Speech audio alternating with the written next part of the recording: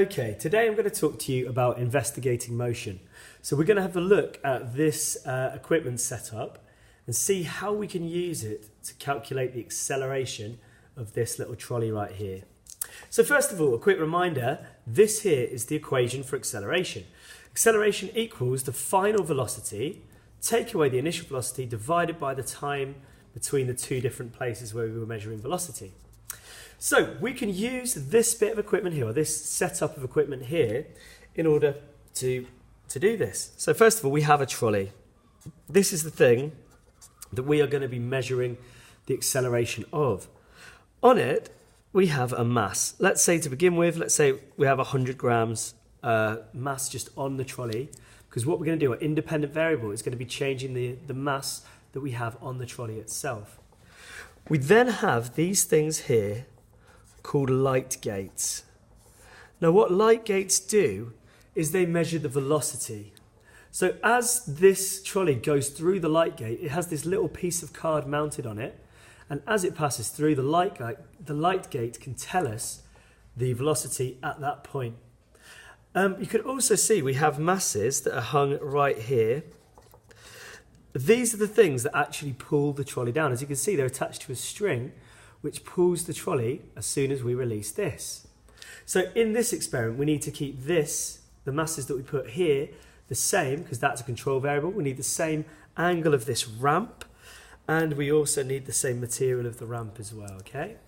So let's just think, and let's try and relate this setup of equipment here to this equation.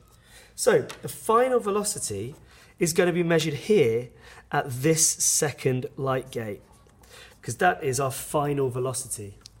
My initial velocity, we are going to get that from this first light gate here. So that's where we're going to find the value for u, is from the first light gate.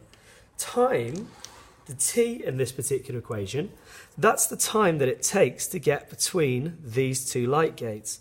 So we're going to need to time that on a stopwatch to see how long it takes to get from there to there.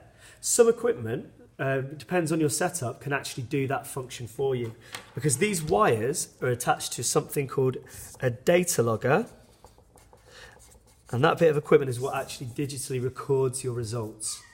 So let's just imagine that now. So let's imagine I've got all of my equipment set up. I'm holding this for now because I don't want my trolley to move until I start, and then I let it go. As these masses move down towards the ground, it's going to drag the trolley through. It goes through the first light gate, through the second light gate, and these two light gates take a reading of the velocity. Also, the second it passes through the first one, I start the stopwatch. The second it passes through the other one, I stop the stopwatch. So let's just imagine for this first one, let's just imagine the initial velocity was 0.1 meters per second. Let's imagine the final velocity was 0.5 meters per second. And let's say the time that it took to get through, let's say it took 1 second. Okay, so let's use our equation in order to figure out the acceleration. So for 100 grams, our acceleration equals, 0.5, because that's my value for v, take away my initial value, which is 0.1, my initial velocity, divided by the time it took was 1 second. So my acceleration is going to equal, well, let's have a quick think about this. 0.5 take away 0.1 is 0.4. 0.4 divided by 1 is just 0.4 as well, meters per second squared.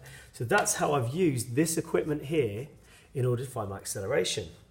Now, let's imagine, instead of having 100 grams, because in the first one we had 100 grams, let's say I put on another mass here, and we have 200 grams this time round.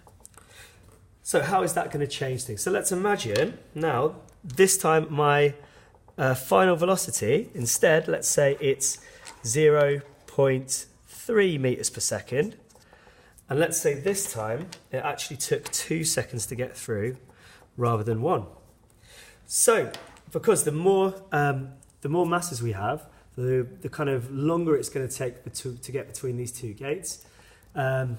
So with that in mind, let's try and use, for 200 grams, use the equation again to find out what the acceleration would be this time.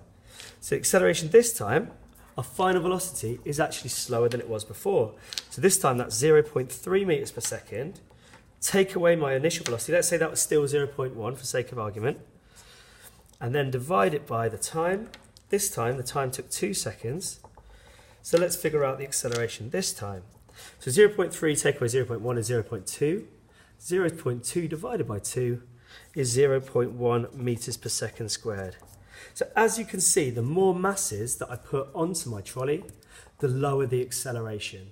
So this is that's how these masses affect the acceleration. And that is how you can investigate motion by using these light gates and this setup of equipment.